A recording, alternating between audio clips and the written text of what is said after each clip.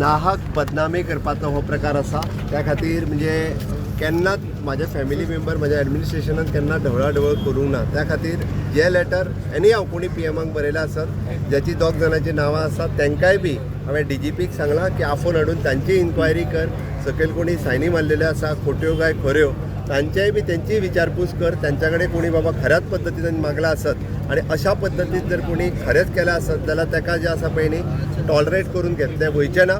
तेंचेर पनिशमेंट ही नक्कीच जातली. त्या हांवें DGPक ऑलरेडी सांगलां की त्या दोगांच्या सहीत ज्यो सायनी कोणाच्यो फेक दिसतात तांकांय हाड तांच्याकडे इन्क्वायरी कर आणि हांची काउंटर कंप्लेनो जाल्या आमच्या सायनी न्हू म्हणून. ऑफकोर्स तेंच्यांनी काउंटर कंप्लेन केला. त्या खातीर म्हजें सरळ म्हणणें आसा थोडे पॉलिटिकली मायलेज घेवपा खातीर अशा पद्दतीच्यो कंप्लेनी करपाक लागलेले आसा. पुराय हांव आजुनूय सांगता my administration is an clear administration. अशा पद्दतीच्यो केन्नाच घोळ जे आसा हे सहन करून घेतले वयचे ना. त्या खातीर कोणायकू हांवें पयरूय सांगलां की इधर त्या DGP कडेन ते कंप्लेन करूं येता किंवा म्हाजे कडेन कंप्लेन करूं येता. हांव हे टॉलरेट केलो वयचो ना.